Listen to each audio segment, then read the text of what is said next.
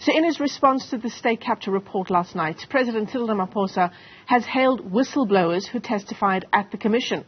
He called for more protection of whistleblowers in the country who come forth to highlight the plight of corruption, particularly in government institutions.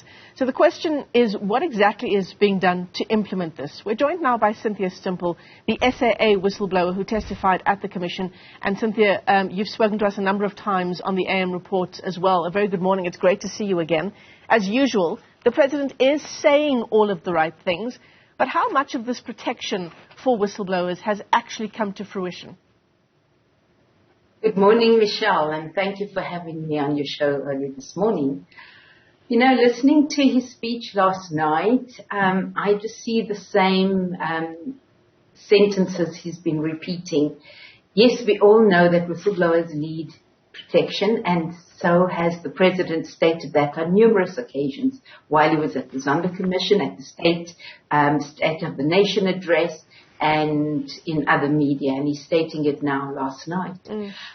Your question is, what has come out of it, or what has happened to date? Nothing. Nothing has happened to date. We've seen the reforms on the Protected Disclosures Act. Nothing has been done by the Justice Department. Instead, a group of interested parties, civil society, have taken the initiative to work on changes for the legislation and submitted it to them, and we don't know yet if they're going to implement it. From a whistleblower, that the protection is not only from a safety and physical, like we've seen, that's much needed from a Babita Deokaran, but also the safety and protection from victimization, retaliation, and the current weaponization of legal firms against whistleblowers. What is being done about that? There's nothing mentioned in his speech of the how and the when and what he's going to do about it. Yeah. In fact, the line from the President's speech, I've got it in front of me here this morning. He says, "We are indebted to the many courageous and brave whistleblowers who brought various allegations of fraud and corruption to the attention of the public protector and those who gave evidence at the State Capture Commission." So that's really just one line in his statement last night that the President talks about whistleblowers and how thankful we should be for what they've done. You've mentioned Babita Deokaran. Of course, her devastating story is a sign of just how far people who are involved in corruption will go to cover their tracks. Exactly. And so in that one-liner, it does explain he's indebted, but, you know, when you feel that you should do something for whistleblowers, you do it. And nothing has been done, coming from any State Department, coming from any even of the implicated organizations. For instance, SAA, what have they done? ESCOM, what have they done? PRASA, what have they done? You know, the Department of Health, have they done anything to Babita's family to say, look, she's gone the extra mile, she's lost her life, she's left a daughter, we're going to compensate her university degree and make sure that she's okay for life. Has that been done? Nothing. You know, so it's this ongoing, constant repeat of saying we should honor our whistleblowers, we should do something for it, but nothing in effect is being done. And that for me is the challenge at the moment.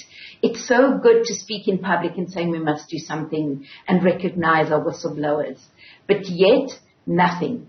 Yeah. How then do we change? It means it's up to me to do something, or up to civil society and up to the ordinary citizen to do something about it. Yeah, I mean, there are so many one-liners in the President's speech, Cynthia, and it's easy for me now to look at his speech in black and white here in front of me and to really sort of, to interrogate what he had to say. There's one line here where he talks about even as state capture and corruption sought to compromise our democracy and destroy our institutions, our democracy remained resilient and the people of South Africa stood defiant and resolute. I mean, it sounds really nice, doesn't it? It's a really poetic way of writing things. But how much of that statement is true? Indeed. And I mean, for him to say that our democracy is resilient, then I don't know which rock he's living under, because our democracy right now is trying very hard just to breathe. under all the collapse of what's happening around us, if you just look at our structures, the current electoral reform that's currently being debated, that is so wrong. And how can he say that our democracy is resilient under this? No, I disagree with his one-liners. It's, as you say, it's so well written and it just flows. Yeah, the people of South Africa stood defiant and resolute. We know what our unemployment numbers tell us. We know the number of young people who are without a job. We know the state of our SOEs that have been hollowed out. We've got the longest running phase of load shedding this year to date, consecutive days of load shedding, down to the fact that Eskom itself was hollowed out from state capture. Correct. And now, I mean, we have to accept it and just work with it. I feel that is so wrong. If we're putting about 1.3 trillion in the tax fiscus, what's happening to that money? That money can easily solve the problems that we're currently facing with Eskom and the load shedding. It can easily create employment for youth. We could easily be doing manufacturing in our country. Why are we not?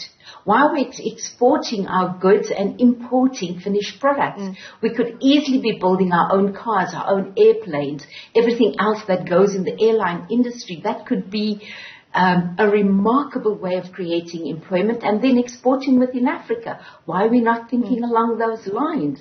Why is there no solar power on every traffic light? Why is there no solar power on every home right now? Why are we struggling is the questions I keep asking myself. Absolutely. It's because the power is not willing to do anything about it. Yeah, several holes being poked in the President's address to the nation last night. Perhaps one of the good things coming out of what he had to say last night, Cynthia, as we round off our conversation this morning, is that the investigating directorate will become a permanent feature. I think that is good news, at least with Advocate Andrea Johnson being there. If we can just get some permanency, one. Two, get some action that we do see as public, what is happening, and that some prosecutions does start taking place. Because it's fine saying there's arrest, the arrest happened, then people go on bail, and the case is postponed for another 3 to 4 months. And so this goes on. We've seen this happening over the past couple of years, and we can't see anything being bedded down. So I think the permanency of that position could change the way things are currently happening in the output. Yeah, certainly. Cynthia Stimpel, let me thank you as always for your time this morning as we continue to unpack what the President had to say in his address to the nation last night. Cynthia, thanks very much indeed.